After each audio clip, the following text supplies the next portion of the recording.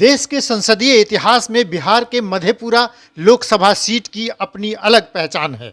Yadav land से चर्चित इस क्षेत्र के बारे में एक कहावत है, रोम है पोप का, मधेपुरा है गोप का। देश के समाजवादियों ने जिस लोकसभा सीट से अपनी धमक सबसे ज्यादा दिखाई, उसमें एक नाम मधेपुरा का भी आता है। तो आज हम बात करेंगे बिहार के मधेपुरा लोकसभा सीट की। प्राचीन काल में मधेपुरा मिथिला राज्य का हिस्सा था। बाद में यहाँ मौर्य वंश का शासन रहा। मधेपुरा एक जमाने में कुषाण वंश के भी अधीन था, तो मुगल काल में भी मधेपुरा मुगल शासकों के लिए बेहद खास रहा था। यह क्षेत्र धार्मिक और ऐतिहासिक दृष्टि से समृद्ध है, इसीलिए यहाँ चंडी स्थान, सिद्धेश्वर स्थान, विराटपुर और बाबा करू खिरहर मंदिरों का उल्लेख जरूरी हो जाता है। रोम है पोप का और मधेपुरा है गोप का कहावत से यह तो साफ है कि यहाँ यादवों का दबदबा चलता है। समाजवादियों को यहाँ फलने फूलने का खूब मौका मिला। बीपी मंडल से लेकर शरद यादव, लालू प्रसाद यादव, राजेश रंजन उर्फ पप्पू यादव ने बारी बारी से इस क्षेत्र का प्रतिनिधित्व किया। इस सीट की एक और खास बात है कि यहाँ कभी भी किसी लहर का असर नहीं पड़ा। 1952 के पहले चुनाव में पूरे देश में जब पंडित नेहरू का बोलबाला था, तो यहाँ से सोशलिस्ट पार्टी के किराई मुसहर ने जीत दर्ज की थी। इसी तरह से 2014 में जब पूरे देश में मोदी नाम की सुनामी चल रही थी, तब यहाँ से पप्पू यादव जीते थे। बता दें कि 1952 में ये क्षेत्र भागलपुर और पूर्णिया संसदीय क्षेत्र का हिस्सा हुआ करता था। 1967 में मधेपुरा संसदीय सीट अस्तित्व में आई और यहाँ से संयुक्त सोशलिस्ट पार्टी के नेता विंदेश्वरी प्रसाद मंडल ने जीत हासिल की। सीएम बनने के बाद उन्होंने यह सीट खाली कर दी और मधेपुरा में उपचुनाव कराना पड़ा। हालांकि उपचुनाव से पहले उनकी सीएम की कुर्सी चली गई और वे फिर से सांसद चुने गए। इसके बाद से मधेपुरा सीट पर यादवों का कब्जा लगातार रहा है। इस सीट पर हमेशा यादव प्रत्याशी के सिर पर जीत का सेहरा बंधा। 1967 से आज तक यहाँ पर कांग्रेस सिर्फ 3 बार जीती है, जबकि मधेपुरा में बीजेपी का कमल आज तक नहीं खिला। 1971 के चुनाव में कांग्रेस के चौधरी राजेंद्र प्रसाद यादव यहाँ से चुनाव जीते, तो 1977 के चुनाव में भारतीय लोक दल के टिकट पर एक बार फिर बीपी मंडल संसद पहुँचे। 1980 के चुनाव में कांग्रेस नेता चौधरी राजेंद्र प्रसाद यादव ने यह सीट बीपी मंडल से छीन ली। 1984 के चुनाव में मधेपुरा सीट पर कांग्रेस के चौधरी महावीर प्रसाद मंडल एक बार फिर विजयी रहे।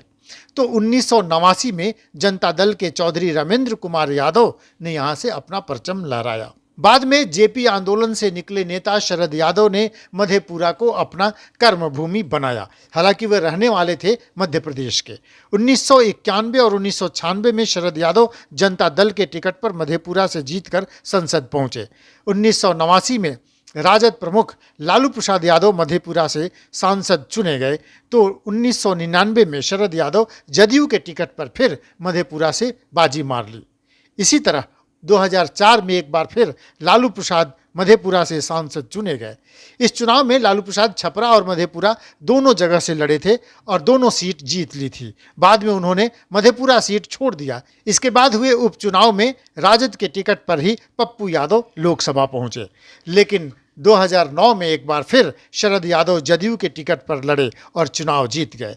वर्ष 2014 में पप्पू यादव फिर मधेपुरा से लड़े और चुनाव जीत गए। हालांकि बाद में पप्पू यादव ने राजद से नाता तोड़ लिया और अपनी खुद की पार्टी बना ली। वर्ष 2019 में जेडीयू से दिनेश चंद्र यादव ने मधेपुरा से भाग्य आजमाया और उन्होंने आरजेडी के टिकट पर लड़े शरद यादव को मात दी।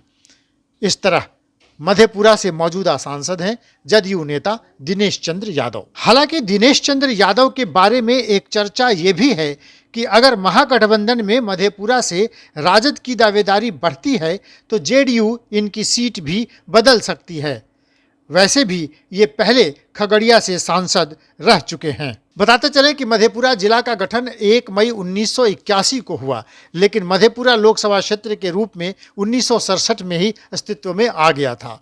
मधेपुरा में 6 विधानसभा सीटें आती हैं: सोनभरसा, आलमनगर, बिहारीगंज, सहरसा, महिषी और मधेपुरा। इसमें से 2020 के विधानसभा चुनाव में 4 सीटों पर जदयू का कब्जा है, तो राजद और भाजपा के पास एक एक सीटें हैं। मधेपुरा लोकसभा सीट के संसदीय इतिहास को देखने से पता चल ही गया है कि इस सीट से देश के दिग्गज नेताओं ने जीत हासिल की, लेकिन आज़ादी के बाद से आज तक यह इलाका गरीबी, बेरोजगारी, पलायन और बाढ़ की त्रासदी झेलता रहा है। मधेपुरा की गिनती बिहार के पिछड़े जिलों के रूप में होती है। हिमालय से आने वाली नदियां बाढ़ से हर साल तबाही मचाती हैं। बाढ़ से बच गए तो सिंचाई के अभाव में फसलें खराब हो जाती हैं। किसानी कमज़ोर होने से ग्रामीण क्षेत्रों में रहने वाली ज़्यादातर आबादी गरीबी रेखा से नीचे गुजर बसर करती है। यहाँ के मेहनतकश लोग रोजगार के लिए पलायन को मजबूर हैं। शिक्षा के क्षेत्र में इस इलाके में कोई विकास नहीं हुआ। इलाके के लोगों की दीनताहीनता में बिगड़ी कानून व्यवस्था ने रही सही कसर भी पूरी कर दी है। जाहिर है, देश के दिग्गज राजनेताओं ने क्षेत्र के विकास पर ध्यान नहीं दिया तो कहना नहीं होगा कि मधेपुरा में भी जनता के मुद्दे चुनाव के मुद्दे नहीं बनते। हर बार जातीय समीकरण और राष्ट्रीय मुद्दों पर चुनाव लड़े और जीते जाते रहे हैं। जैसा कि पहले ही हम जान चुके हैं कि मधेपुरा सीट पर यादवों का दबदबा रहा है। जातीय समीकरण की बात करें तो मधेपुरा लोकसभा क्षेत्र में यादव मतदाताओं की संख्या 3,80,000 है। हालांकि अति पिछड़े मतदाताओं की संख्या 4 लाख से अधिक बताई जाती है, जिसमें धानुक 1,25,000, गंगोता 50,000 और मल्लाहों की संख्या 1 लाख है। मधेपुरा में दलित, महादलित, आदिवासी मतदाताओं की संख्या भी खास महत्व रखती है, जिनकी संख्या 3.25 लाख के आसपास है, जिसमें मुसहर की संख्या सर्वाधिक है। मधेपुरा में मुस्लिम मतदाता 2,70,000 हैं तो कोयरी 1 लाख, वैश्य 2 लाख और सवर्ण 3 लाख हैं। सवर्णों में ब्राह्मण 1.25 लाख, राजपूत 1.25 लाख और भूमिहार 40,000, कायस्थ 10,000 हैं। जाहिर है, मधेपुरा में समाजवादियों की खूब चली तो इसके पीछे MY समीकरण का भी हाथ रहा। जातीय समीकरण को देखें तो सवर्ण और वैश्य वोटरों के साथ कुछ दलित, महादलित भी मिल जाएं तो ये वोटर गेम चेंजर साबित हो सकते हैं। बहरहाल, मधेपुरा में 2024 के दंगल की तैयारी शुरू हो गई है। हर पार्टी जाति समीकरण को दुरुस्त करने के लिए गुणा भाग में जुट गया है। पिछले 2019 के चुनाव में तो NDA के लिए थोड़ा इत्मीनान था कि जदयू भाजपा साथ थे। इस बार जदयू महागठबंधन के साथ है। उधर इस बार NDA के साथ हिंदुस्तानी आवाम मोर्चा है तो उपेंद्र कुशवाहा और चिराग पासवान, पशुपति पारस भी उनके साथ खड़े हैं, जिससे NDA की सोशल इंजीनियरिंग थोड़ी मजबूत दिख रही है। तो मधेपुरा में इस बार महागठबंधन के इत्मीनान और भरोसे की परख होने वाली है। तो आइए देखते हैं किस दल की ओर से किस पहलवान को 2024 के दंगल में उतारने की कोशिश हो रही है। चूंकि मधेपुरा सीट से जदयू नेता दिनेश चंद्र यादव मौजूदा सांसद हैं तो इस सीट पर महागठबंधन से दिनेश चंद्र यादव का दावा मजबूत है। लेकिन चर्चा है कि दिनेश चंद्र यादव को डर है कि यह सीट राजद के खेमे में चली जाएगी। ऐसे में दिनेश चंद्र यादव भाजपा के संपर्क में हैं। पहले भी चर्चा हुई थी कि दिनेश चंद्र यादव ने PM मोदी से मुलाकात की है। हालांकि उन्होंने तब कहा था कि क्षेत्र के विकास के लिए उन्होंने PM से मुलाकात की थी। उधर महागठबंधन से एक और मजबूत दावेदारी है पप्पू यादव की। पप्पू यादव मधेपुरा से पहले भी सांसद रह चुके हैं, यादव जाति से हैं और पूरे इलाके में पप्पू यादव अन्य नेताओं से ज़्यादा लोकप्रिय हैं। हालांकि अभी तक पप्पू यादव की पार्टी जाप को महागठबंधन में शामिल नहीं किया गया है। ऐसे में पप्पू यादव किस पार्टी से चुनाव लड़ेंगे उसको लेकर अभी संशय बरकरार है। वैसे पप्पू यादव के कांग्रेस के साथ संबंध अभी हाल में ज़्यादा मधुर हुए हैं। उनकी पत्नी रंजीता रंजन कांग्रेस से राज्यसभा सांसद भी हैं।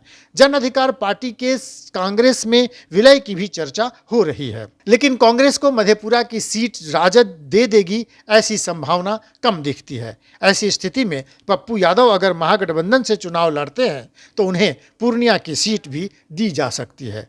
उधर महागठबंधन से 2 और नामों की चर्चा जोरों पर है।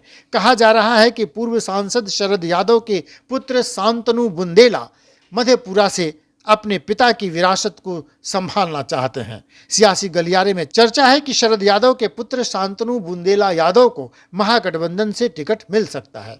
दूसरी तरफ शरद यादव की पुत्री सुभाषिणी यादव, जो इन दिनों कांग्रेस में हैं, वह भी मधेपुरा से भाग्य आजमाना चाहती हैं। इसके पहले 2020 के चुनाव में सुभाषिणी यादव ने बिहारीगंज से विधानसभा चुनाव लड़ा और जदयू प्रत्याशी से हार गई थीं। अब देखना होगा कि महागठबंधन से किस पार्टी के हिस्से मधेपुरा का सीट पड़ता है। वैसे राजद और जदयू दोनों का दावा इस सीट पर मजबूत है। उधर एनडीए में मधेपुरा सीट से मारामारी कम है। चर्चा हो रही है कि बीपी मंडल के पोते निखिल मंडल एनडीए की ओर से भाग्य आजमा सकते हैं। कुछ समय पहले उन्होंने जदयू के प्रवक्ता पद को छोड़ दिया था, बाद में फिर जदयू के लिए काम करने लगे, लेकिन सियासी गलियारे में अटकलों का बाजार गर्म है कि निखिल मंडल बीजेपी का रुख कर सकते हैं। प्रवक्ता पद छोड़ने से पहले वो दिल्ली भी गए थे। कहा जाता है कि बीजेपी नेतृत्व से हरी झंडी मिलने के बाद ही उन्होंने प्रवक्ता का पद त्यागा और मधेपुरा में फील्डिंग शुरू की थी। लेकिन अगर निखिल मंडल से एनडीए की बात नहीं बनी तो इस बार मधेपुरा सीट से एनडीए किसी अति पिछड़ा चेहरे को भी मैदान में उतार सकती है। अब ये अति पिछड़ा चेहरा कौन सा होगा यह देखना भी दिलचस्प होगा। वैसे फिलहाल तो चर्चा यही है कि मौजूदा सांसद दिनेश चंद्र यादव भी बीजेपी से टिकट पाने की कोशिश कर रहे हैं। तो बड़े दिलचस्प मोड़ पर है मधेपुरा लोकसभा सीट का सियासी खेल। जैसे ही कोई ताज़ा अपडेट मिलेगा हम आपके लिए लेकर आएंगे सबसे पहले। तो देखते रहिए लाइव बिहार। अगली कड़ी में लाइव बिहार पर देखिए बिहार के किसी और लोकसभा सीट के सियासी गणित का सटीक और विश्वसनीय विश्लेषण। जुड़े रहिए लाइव बिहार के साथ, देखते रहिए live Bihar. Live Bihar YouTube पर सब्सक्राइब और फेसबुक पर लाइक जरूर करें।